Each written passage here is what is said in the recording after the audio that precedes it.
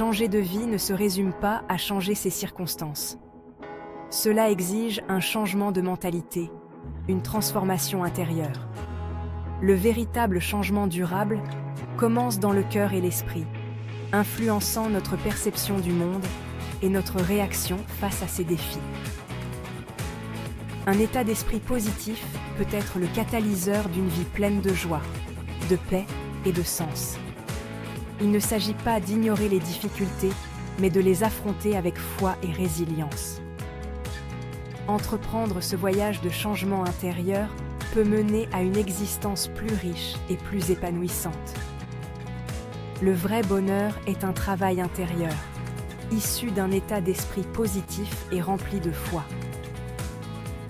Lorsque nous nous concentrons sur la cultivation de la paix et de la force intérieure, nous devenons capables de gérer les défis inévitables de la vie avec grâce.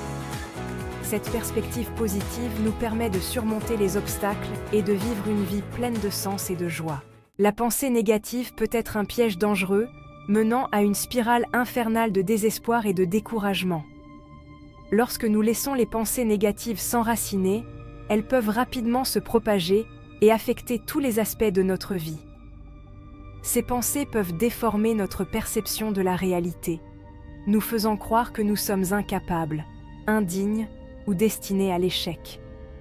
Se libérer de ce cycle de négativité exige un effort conscient et un engagement à remplacer les pensées négatives par des affirmations positives. Les pensées négatives peuvent se manifester sous diverses formes, allant de l'autocritique et du doute à la peur et à l'anxiété. Reconnaître et remettre en question ces schémas de pensée négatives est la première étape pour se libérer de leur emprise. Il s'agit de prendre conscience du discours intérieur négatif et de choisir de le remplacer par des affirmations positives et vivifiantes. La Bible nous met en garde contre les dangers de la pensée négative, nous rappelant de faire de toute pensée un captif pour l'amener à obéir au Christ, 2 Corinthiens 10:5. Lorsque nous choisissons de nous concentrer sur les promesses de Dieu et de remplir nos esprits de sa parole, nous cultivons un sentiment de paix, d'espoir et de résilience. Tout comme une petite fissure dans un barrage peut finalement conduire à une inondation catastrophique, laisser même de petites pensées négatives couvées peut avoir des conséquences dévastatrices. Ces pensées peuvent éroder notre estime de soi, nuire à nos relations et entraver notre croissance spirituelle. Il est crucial de s'attaquer à ces pensées négatives à la racine, en les empêchant de s'installer et de répandre leur influence destructrice. Nos pensées sont comme des graines que nous plantons dans le jardin de notre esprit. Ce que nous choisissons de planter déterminera en fin de compte ce que nous récolterons. Si nous semons des graines de négativité, nous récolterons une moisson de peur, d'anxiété et de désespoir. Cependant, si nous plantons des graines de foi, d'espoir et d'amour, nous cultiverons une vie pleine de joie, de paix et de sens. Nos pensées façonnent notre réalité, influençant nos actions, nos relations et notre bien-être général. Cultiver un état d'esprit centré sur Dieu implique d'aligner nos pensées sur la vérité de Dieu et ses promesses. Cela nécessite de passer du temps dans la prière, de lire la Bible et de méditer sur la parole de Dieu.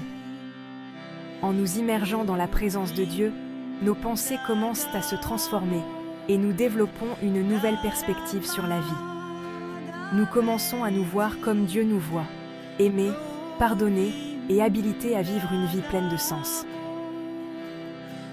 Philippiens 4:8 nous encourage à penser à ce qui est vrai, noble, juste, pur, aimable, admirable, excellent et digne de louange.